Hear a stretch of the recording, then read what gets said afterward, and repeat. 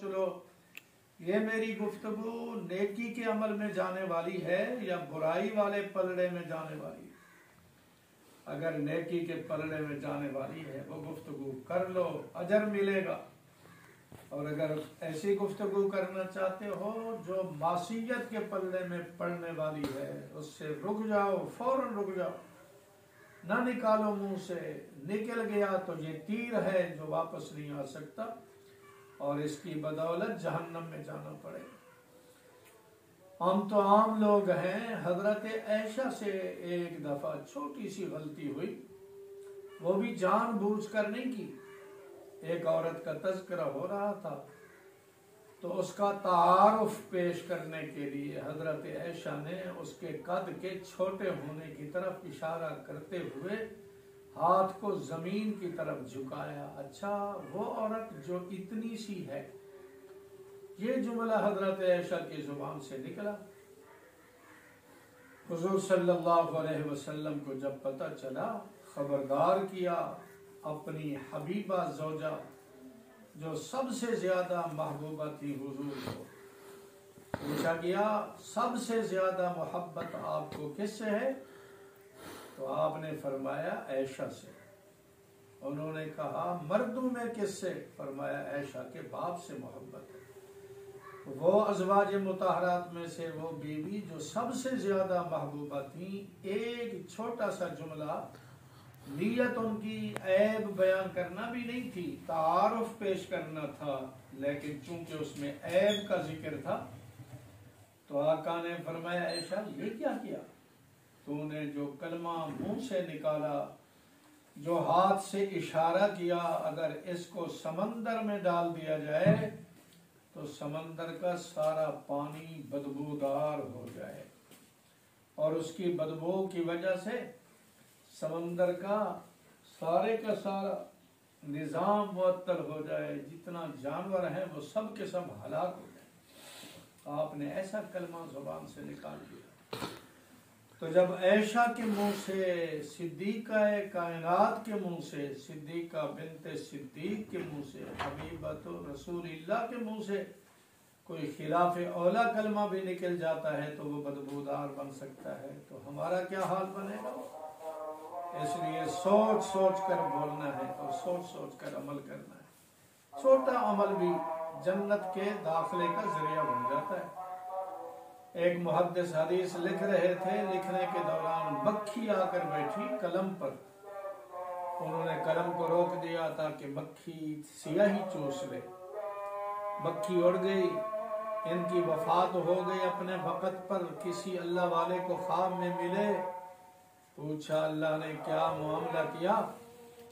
تو محدث کہتا ہے میرے ذہن میں تو بڑے نیکیوں کے انبار تھے، میں نے کئی قرآن مجید کے ختم کیے، کئی حج کیے، کئی عمرے کیے، کئی تسبیحات پڑھی، نفلی روزے، ان نیکیوں کا ذہن لے کر میں گیا تھا، اس کا بدلہ، اس کا بدلہ، اس کا بدلہ ملے گا، لیکن اللہ تعالیٰ نے میرے صرف ایک عمل کا ذکر کیا، لگتا یوں ہے باقی سارے میرے اعمال اس کی شان کے مطابق نہ تھے، میرا ایک عمل میرے اللہ کو پسند آ گیا۔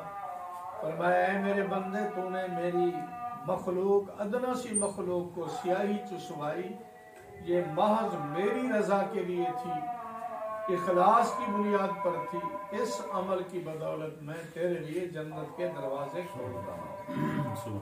میری بیٹیاں سوچ لو، چھوٹا سا عمل جنت کا ذریعہ بن گیا۔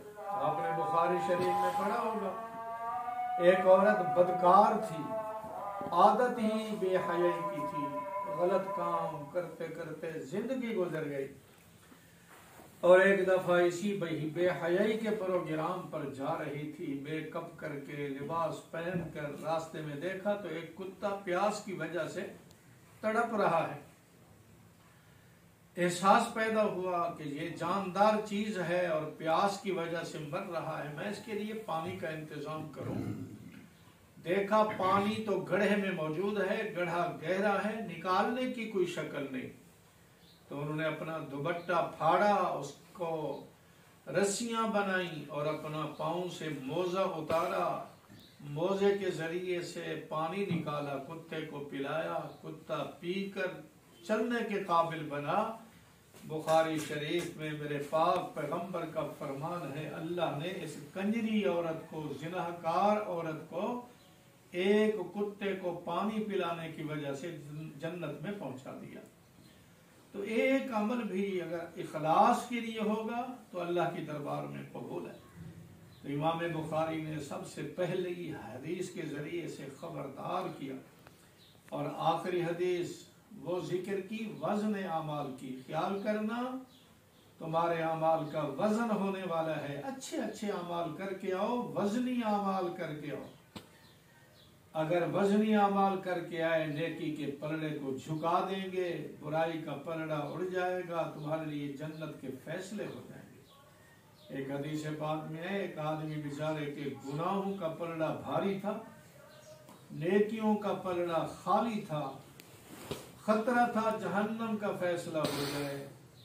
تو اچانک ایک شخصیت نمودار ہوئی، جیب سے پرچی نکالی، نیکی کے پلڑے میں رکھی، تو وہ پلڑا جھک گیا اور گناہوں کا پلڑا ہوا میں اڑ گیا، اور اس کے لیے جنت کا فیصلہ ہو گیا ایک پرچی کی وجہ سے۔ یہ آدمی جس کے نامہ عمل کو تولا جا رہا تھا، یہ دوڑا اس شخصیت کی طرف کہ دیکھوں یہ کون سا میرا محسن ہے جس نے میرے اوپر احسان کیا۔ قریب جا کر دیکھا تو آقا نے اپنے چہرے مبارک سے کپڑا ہٹا کر فرمایا، میں تیرا پیغمبر ہوں۔ اس نے کہا، آپ نے کیا احسان کیا؟ تو آقا نے فرمایا، تو نے ایک مرتبہ اخلاص کے ساتھ میرے اوپر درود پڑھا تھا، وہ درود میرے پاس امانت کے طور پر موجود تھا، آج وہ میں نے پرچی وہی درود والی نکال کر تیری نیکی کے پلڑے میں ڈالی۔ تو زندگی بھر کا ایک دفعہ درود پڑھا ہوا اس کی نیکی کے پلڑے کو جھکانے کے لیے کافی بن گیا۔ اس لیے جو بھی نیکی سامنے آئے، چھوٹی ہو بڑی ہو، بیٹی ہو، کرو، ہمت کر کے کرو، یہ نہ سمجھو کہ یہ چھوٹی نیکی ہے۔ کبھی کبھی اللہ تعالیٰ کی رحمت چھوٹی نیکیوں سے بھی متوجہ ہو جاتی ہے۔ اگر کوئی گناہ کا تقاضا سامنے آئے، چھوٹا ہو یا بڑا، یہ نہ کہو یہ صغیرہ ہے اس کو کر لوں، یہ کبیرہ ہے اس سے بچ جاؤں۔ صغیرہ گناہ چھوٹی چنگاری ہے اور کبیرہ گناہ بڑا انگارہ ہے، دونوں سے چھپر کے چھپر جل سکتے ہیں۔ کبھی بھی چھوٹے گناہ کو چھوٹا سمجھ کر کرنے کی جرات مت کرو، بسا اوقات یہی زندگی کو برباد کرنے کے لیے کافی ہو جاتا ہے، چھوٹا سا گناہ۔